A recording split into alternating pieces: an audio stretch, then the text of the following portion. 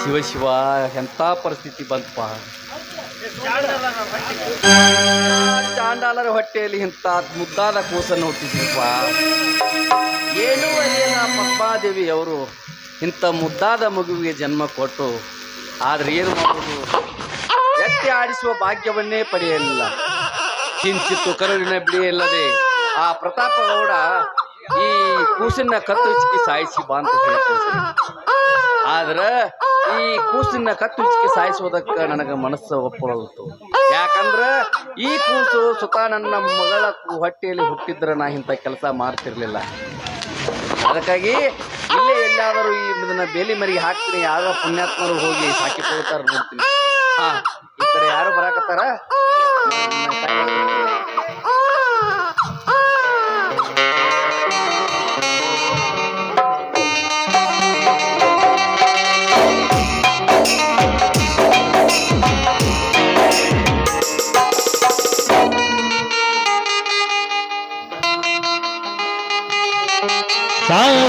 ಸಾರಾಂಶೆಯಲ್ಲಿ ನನ್ನ ದೇವಿ ಕಾಣು ಉಸಿರಾಟಕ್ಕೆ ವಿಷವಾಗುತ್ತ ಸೇರಿದರು ಪಾಲವೇ ಅವರಾಗುತ್ತ ನೀರಿದರು.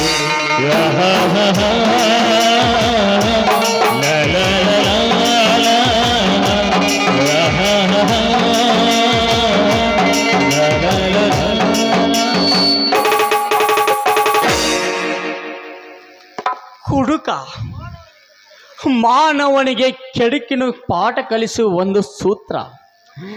ಈ ಭೂಮಿಯಲ್ಲಿ ಎಲ್ಲರೂ ಕುಡಿಯುತ್ತಾರೆ. ಯೋಗಿಗಳು ಕುಡಿಯುತ್ತಾರೆ, ಭೋಗಿಗಳು ಕುಡಿಯುತ್ತಾರೆ, ಸಾಧು ಸಂತರು ಕೂಡ ಕುಡಿಯುತ್ತಾರೆ. ಆದ್ರೆ ಯಾಕೆ ಕುಡಿಯುತ್ತಾರೆ ಗೊತ್ತಾ? ತಮ್ಮ ಹೃದಯಾಳದಲ್ಲಿ ಅಡಗಿರುವ ಅವರು ಪವಿತ್ರ ಒಂದು ನೆಲೆ ಉರುದಕ್ಕಾಗಿ ಕುಡಿಯುತ್ತಾರೆ. ಆದ್ರೆ ನಾನು ಕುಡಿಯುತ್ತೇನೆ ನನಗಾದ ಪ್ರೀತಿ ಪೆಟ್ಟಿಗಾಗಿ. ಪದ್ಮ, ನನಗೆ ಮೋಸ ಮಾಡಿದ ಇನ್ನೊಬ್ರಿಗೆ ಮೋಸ ಮಾಡಬೇಡ ಪದ್ಮ, ಮೋಸ ಮಾಡಬೇಡ.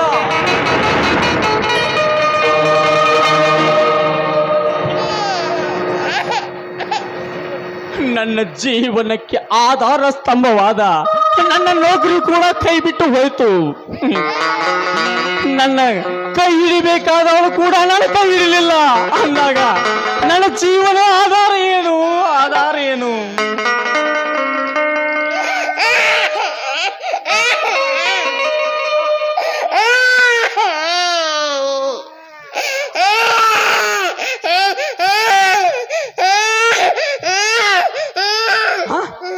ಇದೇನು ಆಶ್ಚರ್ಯ, ಇಂಥ ನಿರ್ಜನ ಪ್ರದೇಶದಲ್ಲಿ ಯಾವುದೋ ಒಂದು ಮಗು ಅಳುತ್ತಿದೆಯಲ್ಲ. ಯಾವ ತಾಯಿ ಮರೆತು ಹೋಗಿರ್ಬೋದು ಏನು. ನನ್ನ ವಿಷಯ ನನಗೆ ಹೆಚ್ಚಾಗಿದೆ. ಈ ಮಗು ತಗೊಂಡು ನಾನೇನು ಮಾಡಲಿ ಬಿಡು, ನನ್ನ ತಾಪತ್ರೆ ನನಗೆ ಹೆಚ್ಚಾಗಿದೆ.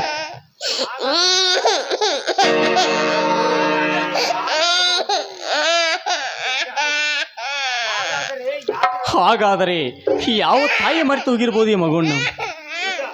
ನಿಜ, ಯಾವುದೋ ಒಂದು ತಾಯಿ ಬಡತನದಲ್ಲಿ ಬಿಟ್ಟು ಹೋದಂತೆ ಕಾಣುತ್ತದೆ. ಈ ಮಗುವನ್ನು ಜೋಪಾನ ಮಾಡಲಾಗದೆ ಇಲ್ಲಿ ಬಿಟ್ಟು ಹೋಗಿದ್ದಾರೆ. ಹೋಗ್ಲಿ ಬಿಡು, ನಂದೇ ನನಗೆ ಜಾಸ್ತಿ ಆಗಿದೆ. ಇದು ಉಸಾಬರಿತು, ನಾನೇನ್ ಮಾಡ್ಲಿ? ಬರ್ತೀನಿ ಅಂತ. ಹಲೋ ಶಾಂತೇಶ್, ನಿಲ್ಲು. ನಿನಗೆ ಹೃದಯ ಇರೋದಾದ್ರೆ ಪಾಪ ಬೇಲಿಂದ ಹಸುಗುಸು ಹಾಲಿಲ್ಲದೆ ಒಂದೇ ಸಾವಿರ ಹೊಟ್ಟಿದ್ರು ಕೂಡ ಅದನ್ನು ಮುಟ್ಟಿದ ಹಾಗೆ ಹೊಟ್ಟಿದ್ದಿಲ್ಲ. ನೀನು ಒಬ್ಬ ಮಾನವನೇ. ಅಳುವ ಕಂದ್ರನ್ನು ಎಪ್ಪಿಕೋ ಶಾಂತೇಶ, ನಿನಗೆ ಕೋಟಿ ಪುಣ್ಯ ಬರ್ತದೆ. ಸಾಕು ಮಾಡುವಿದೆಯೇ ನಿನ್ನ ನಾಟಕವನ್ನು? ಈ ಹಸು ಕುಸನ್ನು ಎತ್ತಿಕೊಂಡು ನಾನು ಯಾವ ಪಾಪ ಕಟ್ಟಿಕೊಳ್ಳಲಿ? ನಾವು ಯಾವ ವೈಭಿಚಾರಿ ಹರಿದು ಬಿಟ್ಟು ಹೋಗಿದಾಳು ಈ ಕೂಸನ್ನು. ಇದನ್ನು ತಗೊಂಡು ನಾನೇನು ಸಾಧನೆ ಮಾಡಬೇಕಾಗಿದೆ? ಪಾಪಿ, ನೀನೊಬ್ಬ ಓದಿಕೊಂಡ ವಿದ್ಯಾವಂತನಾಗಿ ಇಷ್ಟೇನು?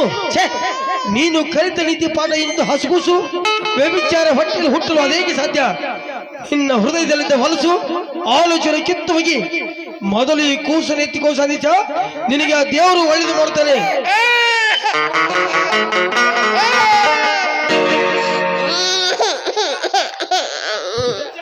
ನಿಜ, ಹೇಗೂ ನನ್ನ ತಂಗಿಗೆ ಮಕ್ಕಳಿಲ್ಲಲ್ಲ. ಇದೇ ಮಗುವನ್ನು ಅವಳಿಗೆ ಕೊಟ್ಟರೆ ಅವಳ ಮಣಿತನೂ ಉದ್ಧಾರ ಆಗುತ್ತೆ. ಆಯಿತು, ನಿಜವಾಗ್ಲೂ ಈ ಮಗುವನ್ನು ಎತ್ತಿಕೊಂಡು ನನ್ನ ತಂಗಿ ಕೊಟ್ಟರೆ ಇದು ಸಂತೋಷವೇ ಸಂತೋಷ ಆಗ್ತಾಳೆ. ಎತ್ತಿಕೊಂಡು ಹೋಗಲೇಬೇಕು.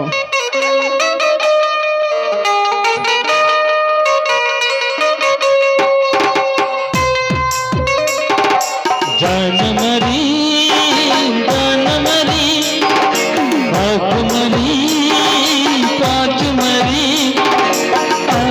ನಿಧಿರಮ್ಮನ ತೋಳಲಿ ಬೆರೆತುಕೊಂಡು ಆ ಕನಸಮ್ಮನ ತೋಳಲಿ ಬೆರೆತುಕೊಂಡು ನಾಡುವೆ ಲಾಲಿಯ ಲಾಲಿಯ ನಾಡುವೆ ಲಾಲಿಯ ಲಾಲಿಯ ಜಾನಮರಿ ಜಾನಮರಿ ಪಾಪುಮರಿ ಪಾಚುಮರಿ ನಿಧಿರಮ್ಮನ ತೋಳಲಿ ಧರಿಸಿತು ಅಂಗನ ಸಮ್ಮನ ತೋಳಲಿ ಧರಿಸಿತು ನಾಡುವೆ ಲಾಲಿಯ ಲಾಲಿಯ ನಾಡುವೆ ಲಾಲಿಯ ಲಾಲಿಯ.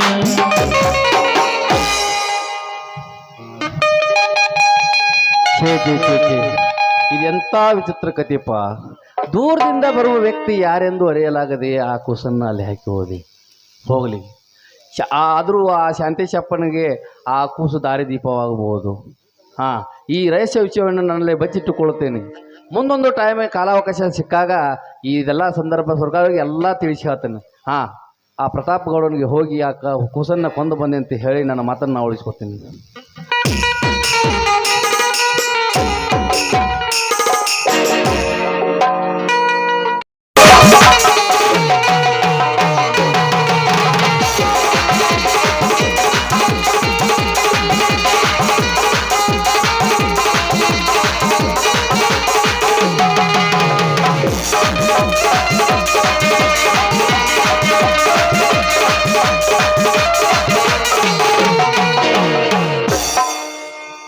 ತಂಗಿ ವಿದ್ಯಾ, ಬಾರಮ್ಮ ಹೊರಗೆ. ಏನ್ ಮಾಡ್ತಿದ್ದೀಯಮ್ಮ? ಅಣ್ಣ, ಯಾರ್ದು ಮಗು ಇಲ್ಲಿ ಕರೆದುಕೊಂಡು ಬಂದಿದ್ಯಾ? ತಂಗಿ, ಇದು ನಮ್ಮ ಪುಣ್ಯದ ಮಗು ಅಮ್ಮ. ಇದೆ ಆ ದೇವರು ಕುಡಿಸ್ಕೊಟ್ಟ ಅಂತ ಒಂದು ಪುಣ್ಯದ ಮಗು. ಇದನ್ನ ನೀನೇ ಜೋಪಾನ ಮಾಡ್ಬೇಕಮ್ಮ. ಅಣ್ಣ, ನಿನಗೇನು ಹುಚ್ಚಿಗೆ ಚಿಡ್ತಿದ್ಯಾ ಏನಣ್ಣ? ಅಲ್ಲ ಅಣ್ಣ, ಯಾರ್ದು ಮಗು? ಇದ್ರ ಹಡದ ತಂದೆ ತಾಯಿ ಯಾರು? ಮನೆ ಕರ್ಕೊಂಡು ಬಂದು ನನಗ್ ತೆಗೆದುಕೋ ಅಂತ ಹೇಳ್ತಾ ಇದೆಯಲ್ಲ.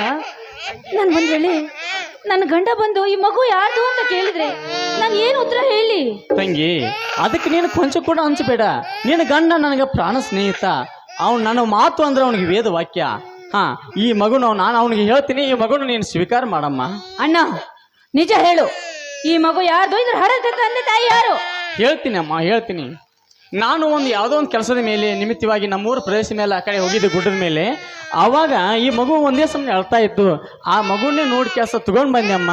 ಅದೇ ಯಾಕಂದ್ರೆ ನಿನಗೂ ಮಕ್ಕಳಿಲ್ಲಲ್ಲಮ್ಮ. ಈ ಮಕ್ಕಳಿಂದ ನಿನ್ನ ಕೀರ್ತಿ ಬೆಳೆಯಲಿ ಅಂತ ಹೇಳಿ ಕೆಲಸ ನಿಮ್ಮ ಮನೆ ಕೀರ್ತಿ ಬೆಳೆ ತೋಳೆಮ್ಮ. ಅಯ್ಯೋ, ಎಷ್ಟೊಂದು ವಿಚಿತ್ರವಾಗಿದೆ ಅಣ್ಣ ಈ ಮಗು ಕತೆ. ಕಾರಣ ಮಗು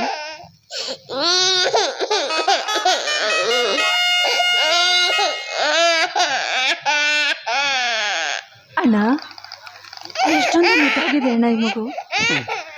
ಇಂಥ ಮಗುನ ಪಡೆಯೋದಕ್ಕೆ ನನ್ನ ಪೂರ್ವ ಜನ್ಮದಲ್ಲಿ ಪುಣ್ಯನೇ ಮಾಡಿದ್ದೀನಿ ಅನ್ಸುತ್ತೆ ಅಣ್ಣ. ನೋಡೋಣ, ಹೇಗಿದ್ರು ನನಗೂ ಮಕ್ಕಳಿಲ್ಲ. ಇದನ್ನ ನನ್ನ ಸ್ವಂತ ಮಗು ತರ ಸಾಕ್ತೀನಣ್ಣ. ತಂಗಿ, ಈ ಮಗುವನ್ನು ಎತ್ತಿಕೊಂಡು ಎಷ್ಟು ಸೌಂದರ್ಯವಾಗಿ ಕಾಣ್ತಾ ಇದ್ದೀವಿ ಗೊತ್ತಾ?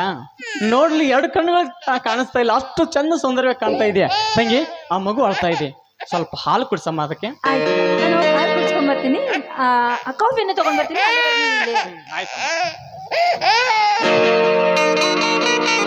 ಹೀಗಾಗಿ ಸಂತೋಷವೇ ಸಂತೋಷ. ಆದ್ರೆ ನನಗೆ ಸಂತೋಷ ನಾನೇನು ಮಾಡಬೇಕು? ಜೇಬಲ್ ಇದೆಯಲ್ಲ, ಇದನ್ನೇ ಸ್ವಲ್ಪ ಸೇವಿಸ್ಬಿಟ್ರೆ ಸಾಕು.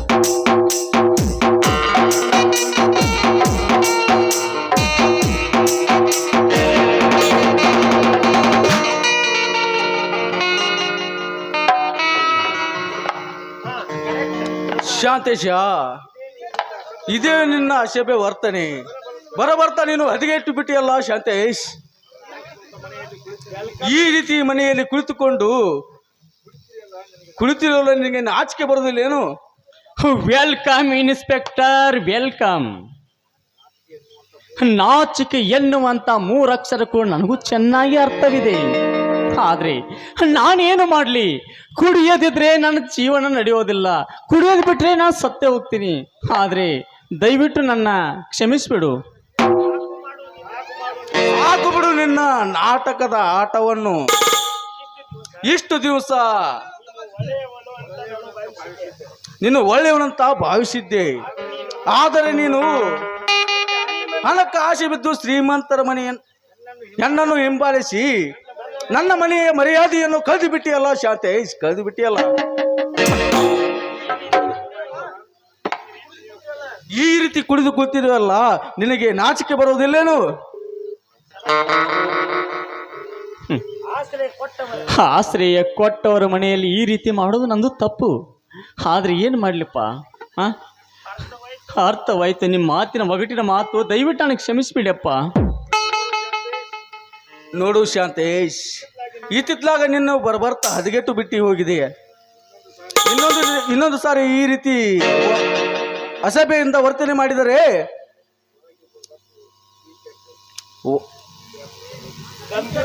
ಬೇ ಕೇರ್ಫುಲ್.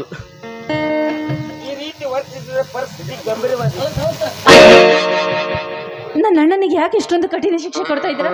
ಅಂತ ತಪ್ಪು ನನ್ನ ಅಣ್ಣ ಏನ್ ಮಾಡಿದಾನೆ? ವಿದ್ಯಾ, ನೋಡು ನಿಮ್ಮ ಅಣ್ಣನ ವರ್ತನೆ.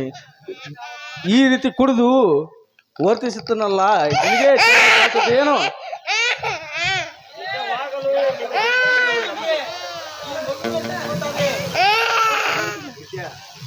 ನೋಡಿ, ನಿಜವಾಗ್ಲೂ ಈ ಮಗುವಿನ ಕತೆ ನಿಮಗೆ ಗೊತ್ತಾದ್ರೆ ನೀವು ಕೂಡ ಆಶ್ಚರ್ಯ ಪಡ್ತೀರ ರೀ. ಈ ಮಗು ನಮ್ದೇ ಅಂತ ಸಾಕಿ ಬೆಳೆಸೋಣ ರೀ. ವಿದ್ಯಾ, ನೀವಿಬ್ಬರು ಅಣ್ಣ ತಂಗಿ ಕೂಡಿ ನನಗೆ ಹಾಸ್ಯ ಮಾಡ್ತಿದ್ದೀರೇನು? ಈ ವಿದ್ಯಾ, ನಿಜವಾಗ್ಲೂ ಈ ಮಗು ಯಾರದು? ಎಲ್ಲಿಂದ ಬಂತು? ಅನಂತ, ಆ ವಿಷಯ ನಾನು ಹೇಳ್ತೀನಿ ಕೇಳಪ್ಪ. ಸತ್ಯವಾಗಿ ಈ ಮಗು ಬೀದಿಯಲ್ಲಿ ಸಿಕ್ಕಿದ್ದು. ನಾನು ಯಾರೋ ಬಿಟ್ಟು ಹೋದ ಮಗು ಅಂತ ಒಂದೇ ಸಮನೆ ಅಳ್ತಾ ಇತ್ತಪ್ಪ. ಅದಕ್ಕೆ ಈ ಮಗುವನ್ನು ತಂದು, ಹೇಗೂ ನಿಮ್ಮ ಮನೆಯಲ್ಲಿ ಮಕ್ಕಳಿಲ್ಲಲ್ಲ, ಅದಕ್ಕೆ ಜೋಪಾನ ಆಗುತ್ತೆ, ನಿಮ್ಮ ಮನೆ ಕೀರ್ತಿ ಬೆಳೆಯುತ್ತೆ ಅಂತ ನಾನು ತಗೊಂಡು ಬಂದೆಪ್ಪ.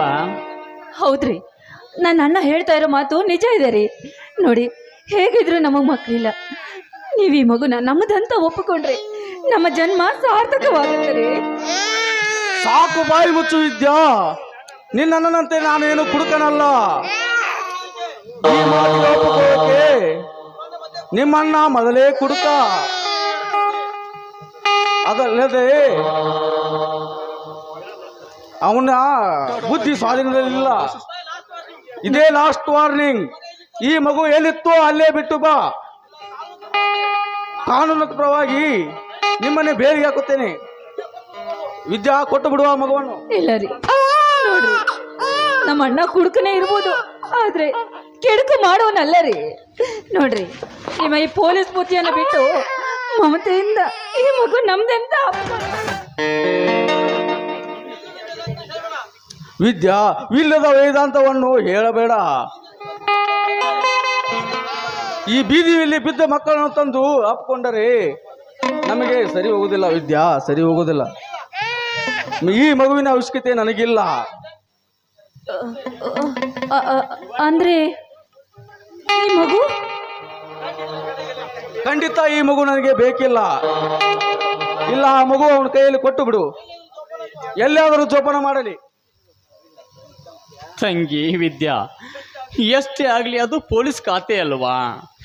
ಅದು ಮನುಷ್ಯತ್ವ, ಮಾನ ಮರ್ಯಾದೆ ಅಂತ ಏನು ನೋಡಲ್ಲಮ್ಮ ಅದು. ಹೌದು, ಪ್ರೀತಿ ಮಮತೆ ಇಲ್ಲದ ಬಡು ಕಟಕ. ಕೇಳು ವಿದ್ಯಾ, ಕೇಳು ನನ್ನ ಮಾತು. ನಾನು ಬೇಕೋ ಇಲ್ಲ, ಮಗು ಬೇಕೋ ಇಲ್ಲ, ನಿಮ್ಮ ಅಣ್ಣ ಬೇಕು, ಎರಡರಲ್ಲಿ ಒಂದು ತೀರ್ಮಾನ ಆಗ್ಲೇಬೇಕು.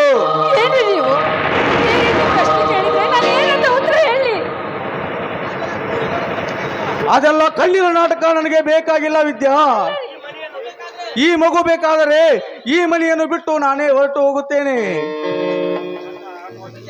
ತಂಗಿ ಅನಂತ್, ನಾನು ತಂದ ಈ ಮಗುವಿನಿಂದ ನಿಮ್ಮ ಸಂಸಾರ ಹಾಳಾಗೋದು ಬೇಡಮ್ಮ. ನಾನು ಎಲ್ಲಿಯಾದ್ರೂ ಹೋಗಿ ಬದುಕ್ತೀನಮ್ಮ. ಈ ಹಂಗಿನ ಅರಮನೆಗಿಂತ ಹಿಂಗದ ಗುಡಿಸಲು ಲೇಸಂತೆ ಎಲ್ಲಿಯಾದ್ರೂ ನಾನು ಬದುಕ್ತೀನಿ. ಈ ಮನೆ ಅನ್ನದ ಋಣ ತಿಂದ್ರೆ ಏನಾಯ್ತಮ್ಮ, ಮತ್ತೊಂದು ಮನೆ ಅನ್ನೋದು ಋಣ ಇದ್ದೇ ಇರ್ತದೆ. ಆದ್ರೆ ನನ್ನಿಂದ ನಿಮ್ಮ ಸಂಸಾರ ಹಾಳಾಗೋದು ಬೇಡಮ್ಮ. ತಾರಮ್ಮ ಮಗುನ.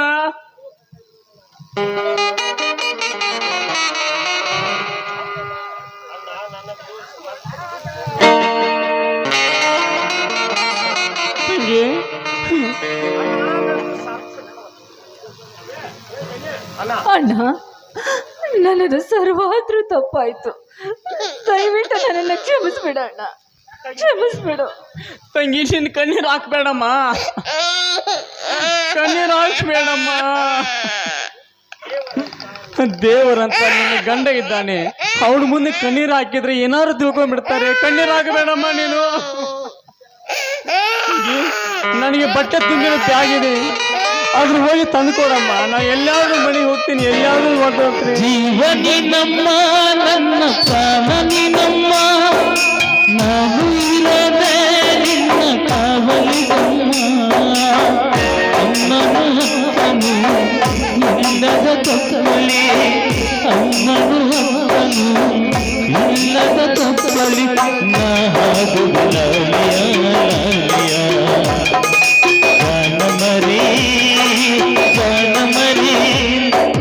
ಪಾಪು ಮರಿ ಪಾಚು ಮರಿ ಆದಿರಮ್ಮನ ತೋಳಲಿ ಬೆರೆತು, ಆ ಕನಸಮ್ಮನ ತೋಳಲಿ ತುಳಿತು.